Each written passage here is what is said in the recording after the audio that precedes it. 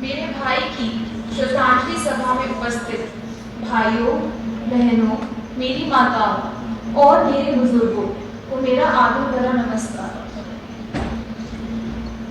आप सबकी आज की उपस्थिति इस बात का सूचक है कि आप सब विनय को कितना ज्यादा स्नेह करते हैं, कि आप लोग इतनी भारी तादाद में आज यहाँ पर उपस्थित हैं।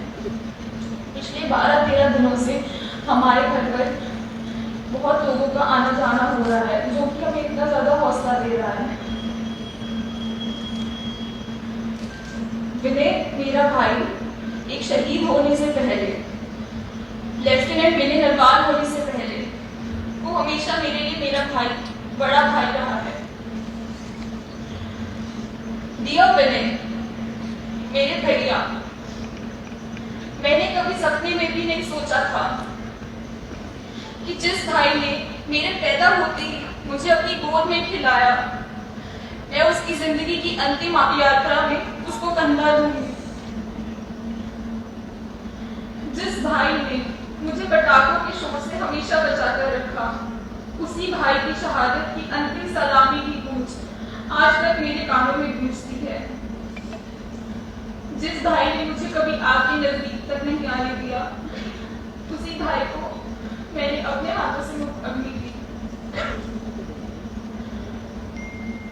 जो भाई मुझे कभी रोता हुआ नहीं देख सकता था, जिससे मुझे रोते देखते उसे रोना आ जाता था, आज मैं रो रही हूँ तो वो है ही नहीं मेरे आंसू चुप कराने के लिए।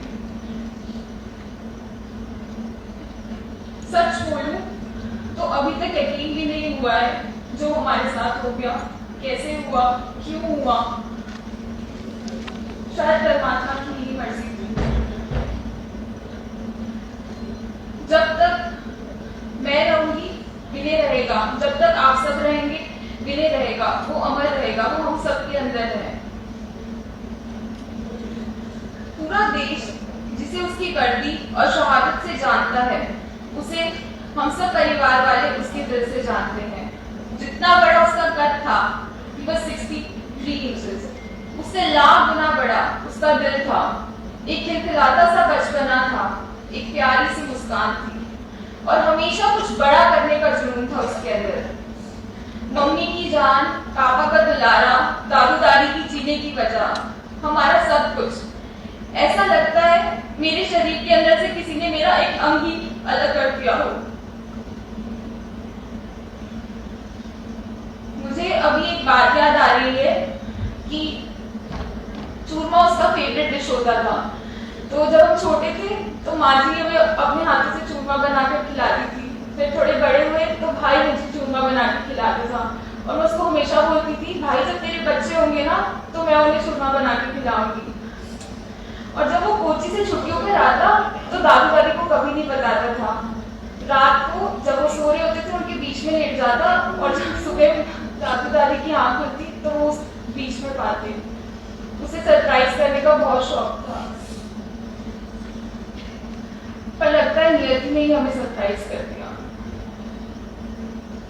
हम पिछले कुछ महीनों से विनय और हिमांशु की शादी की तैयारियों में इतने खुश थे कि हमारी खुशी का ठिकाना ही नहीं था।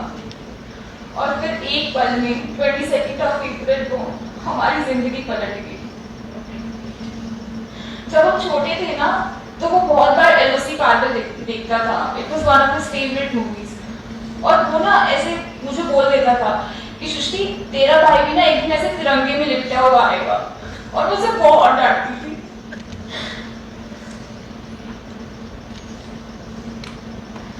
Well, even though life had a twisted fate, still Vinay fulfilled his dream and made all of us and the whole nation proud, and we are so proud of him. I know अभी हमारी सबकी आंखों में नमी है, लेकिन मुझे इतना यकीन है कि आने वाले वक्त में हम जब भी विनय को याद करेंगे,